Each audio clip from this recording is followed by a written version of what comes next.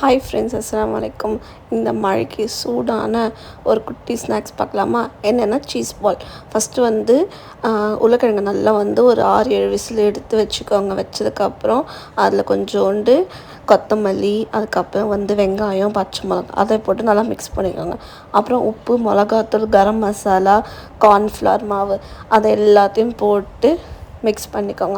Mix பண்ணதுக்கப்புறம் bread கிராம்ஸும் கொஞ்சம் அடித்து வச்சுருப்போம்ல, அதையும் போட்டு மிக்ஸ் பண்ணிக்கலாம். அப்புறம் சைடில் கார்ன்ஃப்ளவர் டிப்பு இந்த பிரெட் கிராம்ஸும் வச்சுக்கோங்க. இது மாதிரி நல்லா ரவுண்டாக எடுத்து நடுவில் சீஸ் வைங்க. எனக்கு முதல்ல சீஸ் கிடைக்கல, அதனால நான் க்யூப் சீஸ் எடுத்துருக்கேன்.